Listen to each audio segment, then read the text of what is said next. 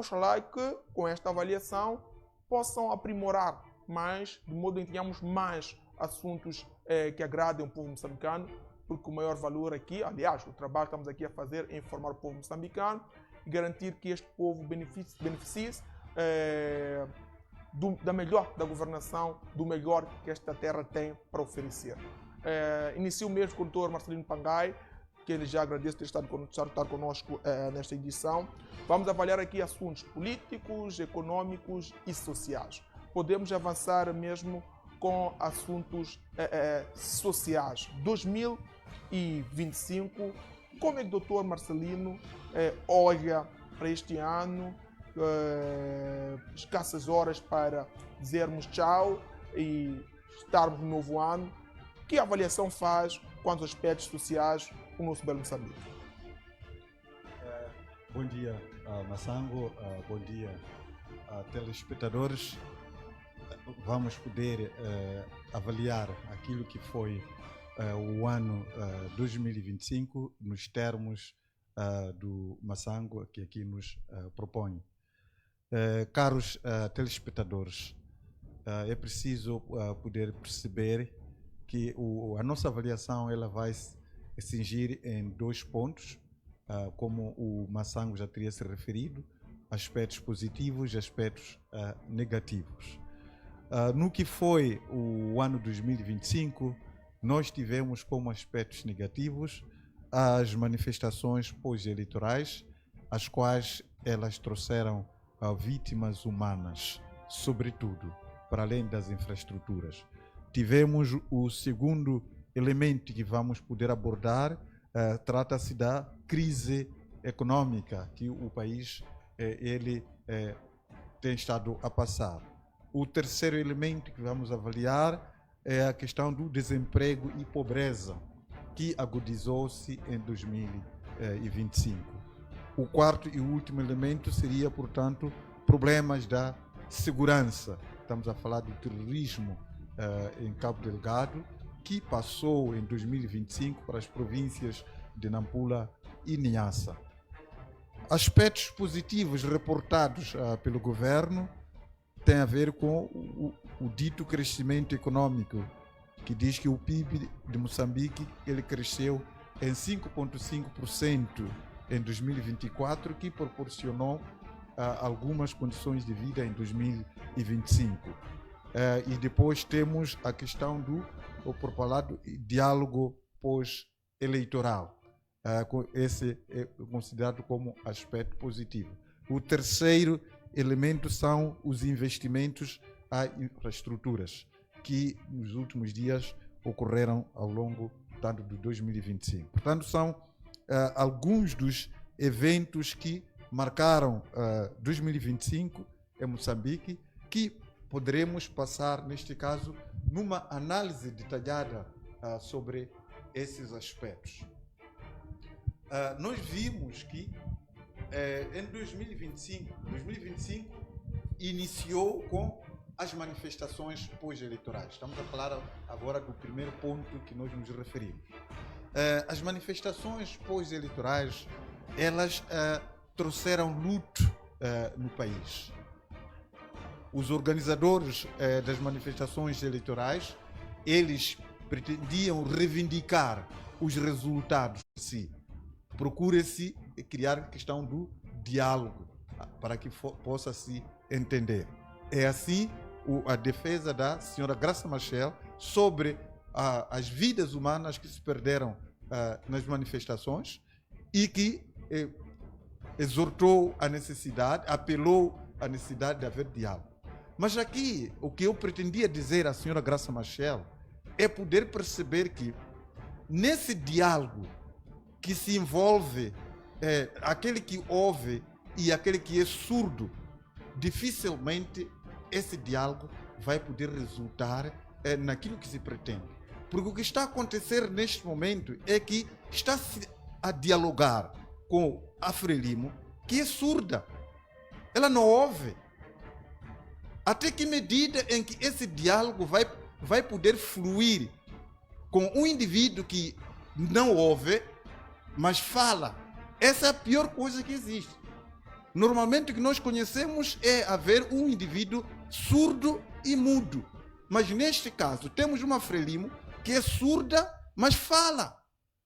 Aquilo que fala é percebida pelos outros, e os outros, quando dão resposta, a Frelimo não ouve. Então, aí, senhora Graça Machel, efetivamente a questão do diálogo nacional, ela não vai fluir efetivamente por essa questão que aqui estamos a abordar. Todo esse esforço, o investimento vai ser ordenado a zero por causa da Frelimo. É que a Frelimo tem que haver um médico que recupere a audição da Frelimo. Enquanto a Frelimo estar neste momento com uma audição perdida, esse diálogo não pode fluir. Houve alguns médicos nacionais que procuraram devolver a cura, trazer a cura na Frelimo, por exemplo, como o Afonso Djakama.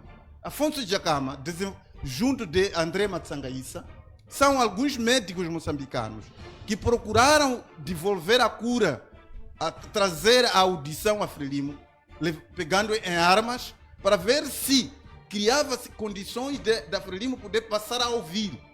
Mas, infelizmente, a guerra que o André Matsangaissa e o Afonso Djakama, que serviram como médicos para ver se a Frelimo poderia estar a ouvir, ela terminou, quer dizer, parou no compasso de tempo com a morte desses dois. Mas, no entanto, eles conseguiram, de alguma forma, abrir um bocado a audição da Frelimo, porque conseguiu-se trazer a democracia.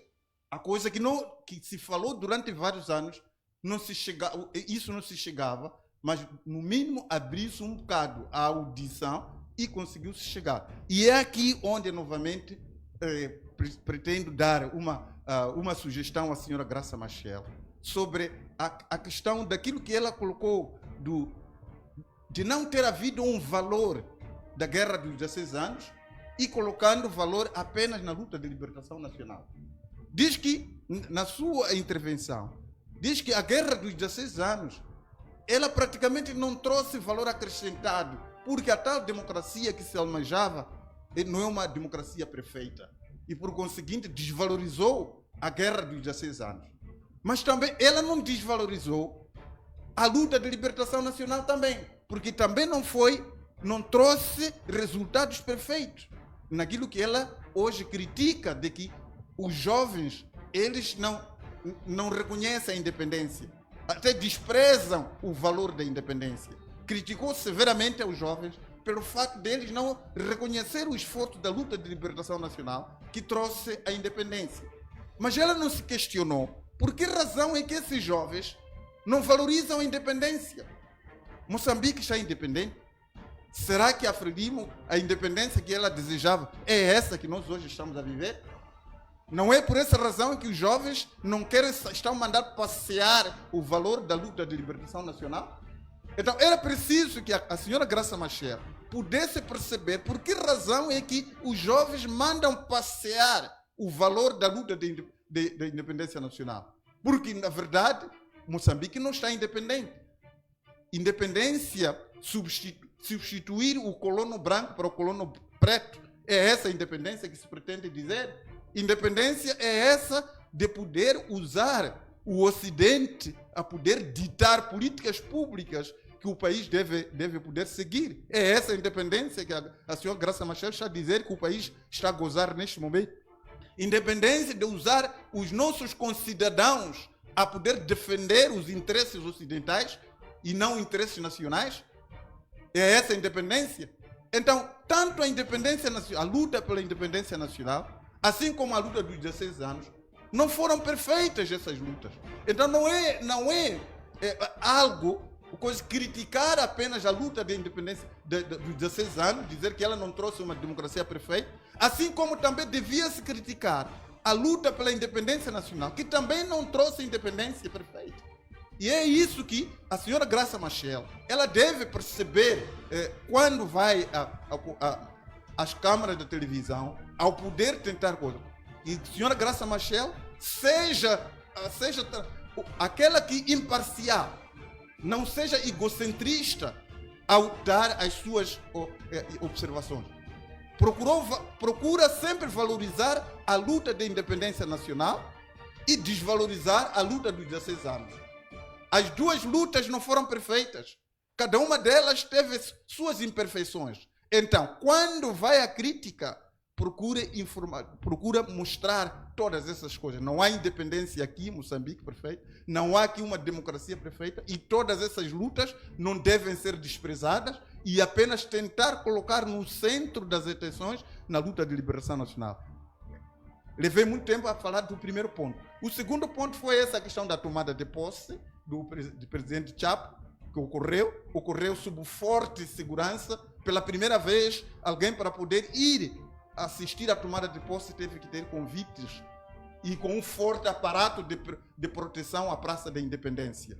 Então foi algo extremamente estranho e pela primeira vez com muito menos chefes do Estado que participaram na tomada de posse do presidente Chapo. Poucos chefes de Estado receberam convites ou compareceram? A sociedade, o cidadão comum, para poder ir participar na cerimônia de tomada de posse, tinha que ter um convite. Os chefes de Estado dos outros países que estiveram lá, houve poucos convites? Os chefes de Estado, quase a maior parte delas foram convidados, mas poucos, se calhar menos de 4, participaram na tomada de posse. Pela primeira vez na história da tomada de posse dos presidentes em Moçambique. E depois tivemos um terceiro ponto, que Podemos, que pela primeira vez entra na história de um dos partidos que entra na Assembleia da República. Foi um momento histórico que Podemos, em nenhum momento, ninguém esperava que ele pudesse entrar, mas entrou na Assembleia da República, tomou posse e hoje faz parte da história de um dos partidos que entra na Assembleia da República. Em contrapartida, temos uma Renamo que entra em colapso em face do Sufo Mahamat, o principal responsável de tudo isso, que ele não pretende poder dar poderes aos outros para poder demonstrar as suas competências. Ele, vendo os resultados que está obtendo eleição após eleição, em nenhum momento ele é capaz de renunciar o poder para poder dar lugar aos outros. Da mesma maneira que um treinador, quando a equipe obtém vários resultados negativos, honestamente ele tem que se demitir. Mas não é isso que está acontecendo no caso de política, por causa do Sufo Mahamat. Renamo em colapso, estão a aparecer as cenas de pancadarias nas sedes da Renamo, tomada das sedes da Renamo, dentre vários outros elementos. E também vimos o frente a frente, depois das manifestações, na tentativa da busca da reconciliação e parar com as manifestações, tivemos o frente a frente entre Venâncio Mondlane e Daniel Francisco Chapo. Depois de Venâncio Mondlane ter se refugiado para uma parte incerta e que apareceu, depois teve essa possibilidade do frente a frente, onde eles disseram que teriam chegado a um determinado acordo, mas que esse acordo, uma das partes nega ter existido. Agora vimos Venâncio Mondlane a trazer uma ata não assinada daquilo que diz ter sido acordado. Venâncio Mondlane tem que perceber que todo documento que diz ter havido negociações e que esses documentos não estão assinados de ambas as partes é inútil, é inválido e nem deveria ter postado. Mas está aí a circular nas redes sociais um documento não assinado que diz ter chegado ao acordo com Daniel Chapo e Daniel Chapo diz que não assinou. O que valeu colocar nas redes sociais um documento desta natureza? Até que ponto pode ser verdadeiro esse documento? Não faz sentido, pura e simplesmente. A partir da altura em que esse documento não foi aceito para ser assinado de ambas as partes, praticamente é inútil. Tudo aquilo que vem aqui é dito, não dito. Cada um vai dizer a sua versão. Então, sinceramente, Venâncio Mondlane, inteligente que é, mas nunca deveria ter feito uma coisa daquelas. Não devia ter trazido, pura simplesmente tinha que ficar calado. A não ser que, neste caso, os testemunhas que estavam lá presentes, que são figuras relevantes que estavam lá, venham e possam assinar aquele documento. Ele devia ter buscado pelo menos a assinatura de testemunhas que estavam lá. Severino Nguenha, dentro o bastião da Ordem dos Advogados, dentre vários outros que estavam ali presentes. Chapo negou a assinar, então testemunha que assinasse. Nem isso aconteceu. Então, até que ponto em que esse documento é válido? Mostra apenas uma vergonha, uma fraqueza no meio de tudo isto aqui.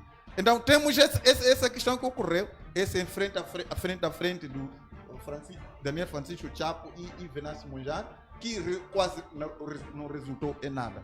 E depois aparece a criação do novo partido, que é o Anamola, depois de idas e voltas, mas o governo acabou aprovando, assim, provavelmente com dores de estômago, que provavelmente não desejava, porque pelas idas e vindas que ocorreu para a aprovação desse partido, mostrou-se claramente que a criação da Anamola estaria a ser um perigo para o país, mas que provavelmente não seja.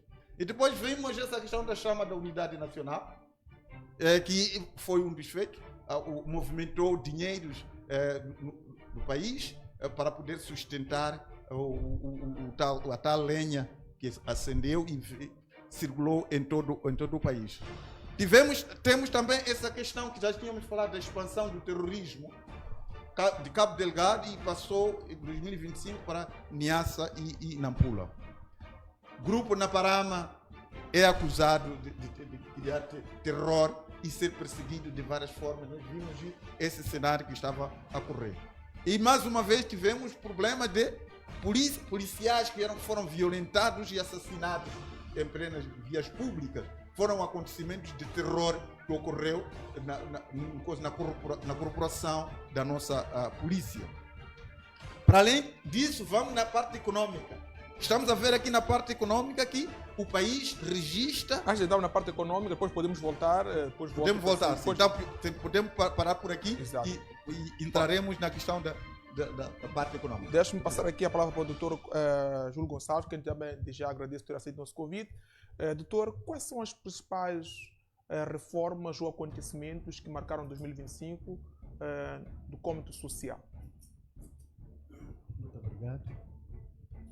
Primeiro, quero agradecer a tua TV por ter nos honrado mais uma vez cá estar para darmos algumas ideias do nosso ponto de vista sobre os aspectos relevantes do país nos campos econômico, social e político, respectivamente.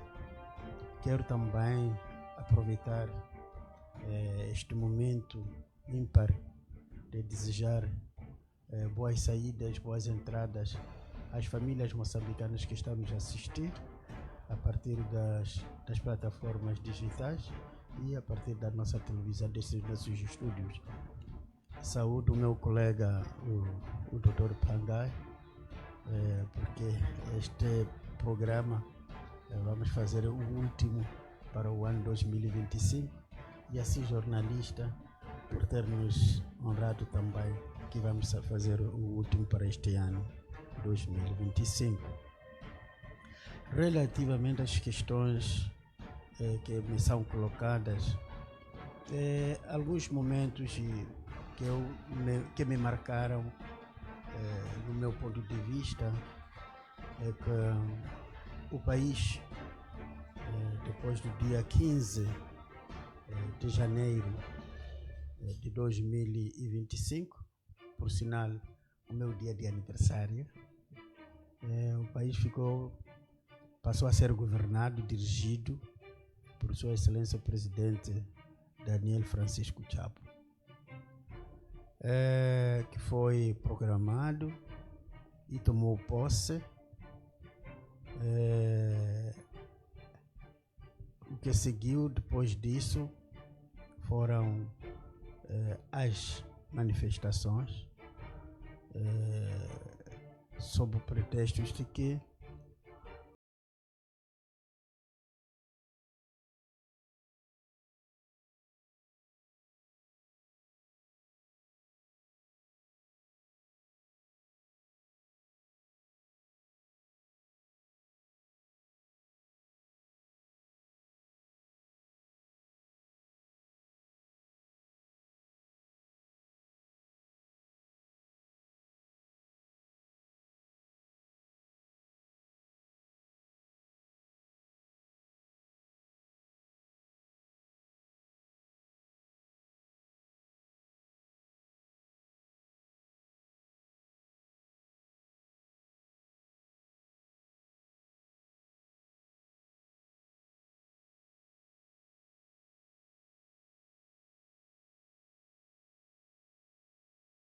perguntas todas, cada um pode tirar uma resposta ou respostas possíveis, que ninguém faz isso. Então, num princípio muito simples e modesto, onde começa a minha liberdade, onde termina a minha liberdade, onde termina a minha liberdade é onde começa a liberdade do outro. Onde começa a minha liberdade é onde termina a liberdade do outro, etc. Então, todos esses aspectos, para mim, marcaram bastante e constituem uma lição para os futuros momentos. Falando sobre as manifestações, não vou analisar aqui se as manifestações foram justas ou injustas. Apenas vou trazer alguns episódios que, para mim, demarcaram no sentido negativo. Tendo em conta que na República de Moçambique, de acordo com a nossa Constituição, dá o direito aos cidadãos a liberdade de se manifestarem. Mas também a mesma Constituição impõe que não pode impedir a liberdade dos outros, numa perspectiva de que está a manifestar-se.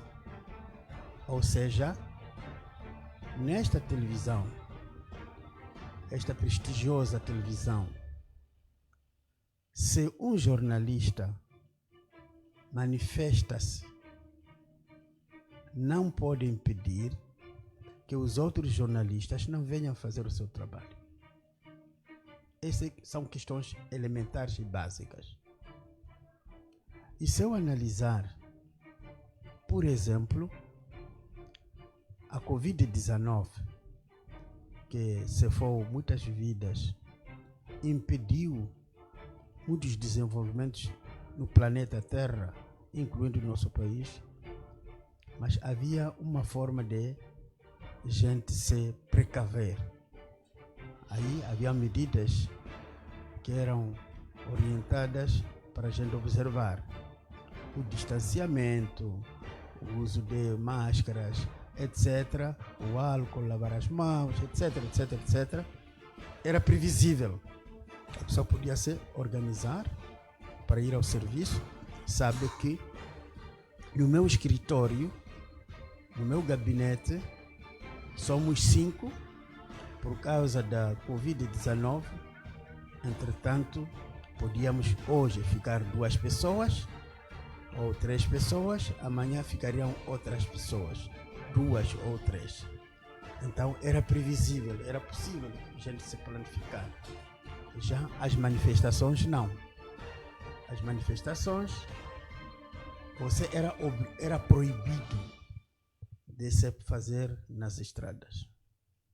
E se fizesse nas estradas, era obrigado, portanto, pegar um regador, regar um suposto túmulo de alguém que está em vida. Era suposto que tu pudesses ser obrigado a parar, cantar uma canção que não te interessa. Então, quer dizer, era imprevisível. Consequentemente, as pessoas se declinavam a ir aos locais de trabalho. Também, durante as manifestações, vimos que os poucos recursos que o país tem, estou a referir os aspectos de medicamentos, as pequenas infraestruturas, poucas infraestruturas que o país tem, estou a referir às esquadras, os tribunais, os armazéns, estou a referir viaturas de pessoas singulares Até há um amigo que conhece de um canal de televisão que não vou citar aqui. Estava a fazer cobertura e foi mandado descer, era noite, destruíram o carro dele. Alguém da comunicação social primeiro estava a fazer um trabalho no sítio, então já estava a caminho para casa. Aconteceu isso. Então eram questões muito imprevisíveis. Daí que propriedades privadas, individuais e de singulares também foram postas em causa, queria dizer. Logo, se eu tiver que fazer uma análise, as consequências disso, no dia de hoje eu poderia citar e não conseguir concluir. Trouxe várias consequências negativas. Primeiro, são as perdas humanas. Uma vida perdida nunca pode ser recuperada. Segundo, são as destruições que colocaram muitos moçambicanos ao desemprego. Estávamos desempregados, mas com a situação aumentou mais. Quer dizer, matar o morto. Outra situação que não é menos por citar é que se hoje convocássemos manifestações da mesma natureza, da mesma forma de ser, não sei quando haviam de aderir. Aliás, há pessoas que têm saudades dessas manifestações. Por quê?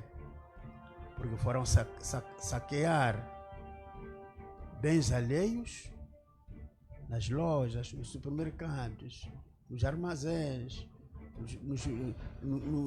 portanto, em vidas alheias foram saquear. Então, a forma como foram repelidas as manifestações, como é que avalia a forma como as forças de segurança reagiam para tentar garantir aqui a ordem, manter a ordem de segurança? Olha, a polícia em qualquer parte do mundo é para manter a ordem.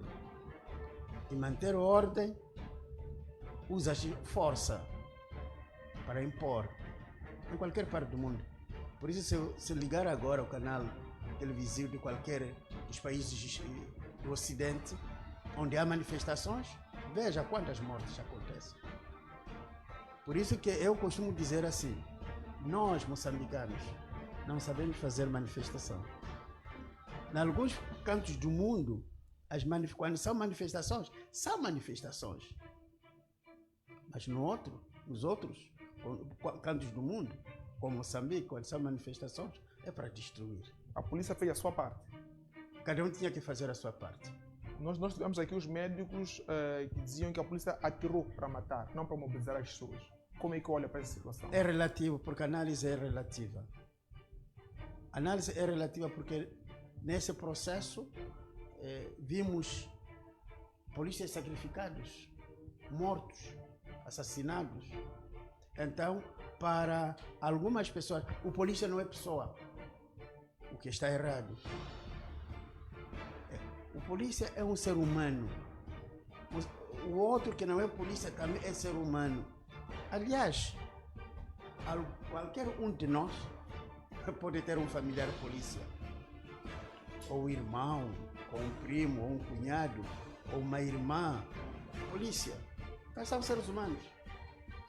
Entretanto, o que aconteceu é que, no meu ponto de vista, houve exageros de ambos lados. Tanto houve proporcionalidade de meios, de forças? Exageros nas ações.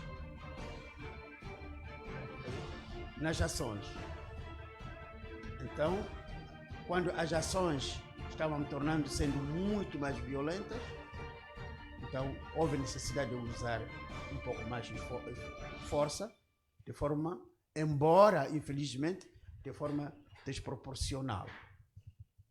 E isso é uma forma que nós estamos a dizer: nós não fomos feitos para destruir coisas alheias. Nós não fomos feitos para destruir coisas alheias. Nós fomos feitos como homens de paz. Moçambique é um país de paz. Doutor, acha que as manifestações, em algum momento, prejudicaram a governação do presidente Chap? Claro, prejudicaram. Se fosse para dividir em termos percentual, qual é a margem que as manifestações teriam implicado na não realização daquilo que era o plano de governação do presidente Chap? Olha, eu sou professor de estatísticas e eu tenho muito cuidado quando falo de estatísticas, de percentagens. Não posso falar de percentagens, mas eu vou lhe dar alguns elementos. Olha, se o presidente Chap tomara posse a 15 de janeiro, não conseguiu governar efetivamente o país até mais ou menos aos finais de março. Estamos a dizer 3, 4 meses. 3, 4 meses. Por isso a governação do presidente Chap, nunca podemos dizer que ele governou todo o ano de 2025 por causa dessas situações. Esse é um facto, é uma realidade. Logo, todos os recursos, na minha opinião, que deviam ter sido disponibilizados para outras atividades programadas para 2025 foram desviadas. Essas partes financeiras foram desviadas para fazer face às distribuições das manifestações. Por exemplo, estou-me a referir fundos que deviam ter sido usados para aumentar, por exemplo, os medicamentos, a aquisição de medicamentos, a aquisição de ambulâncias, por exemplo, para a reparação de estradas, essas nossas estradas, são para construir mais algumas escolas, para mandar fazer carteiras, para adquirir carteiras para as nossas escolas. Esses recursos todos devem ser desviados para repor de novo o que já tinha sido adquirido. Então, estamos a dizer que se calhar teremos aqui mais escolas, teremos vias requalificadas ou mais vias de acesso no país se não tivéssemos tido essa manifestação. Naturalmente. O povo... O povo moçambicano é um conjunto Mas universo. é o grosso número que estava ou nem por aí? Repito, Okay. Estamos a falar da teoria de conjuntos agora, Okay. na matemática. O conjunto universo chama-se povo moçambicano. Mas deste povo moçambicano temos subconjuntos. Subconjunto significa que todos os indivíduos desse conjunto fazem parte do conjunto universo. Então tivemos subconjuntos, mas nós não podemos dizer o universo do povo moçambicano. Por exemplo, eu faço parte do povo moçambicano, eu não estive lá. É aí onde vem a minha questão. Exatamente. É o grosso número deste, não temos o universo, Por mas é o grosso isso, número. por isso estamos a dizer, não podemos utilizar o termo erradamente que o povo manifestou. Não. Algumas pessoas manifestaram. É um subconjunto. Quando nós estamos a dizer o povo, estamos a falar o universo, que toda a gente esteve nas manifestações. Não é verdade. Não é verdade. E isso costumo ouvir sempre. Eu acho que esse conceito nós temos que corrigir, principalmente nós da comunicação social.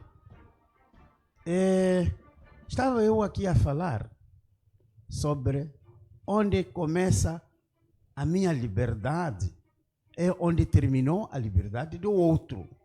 Onde vai terminar a minha liberdade é onde vai começar a liberdade ainda de outrem. Então, processo eleitoral. Para mim, o processo eleitoral tem uma forma atípica de qualquer parte.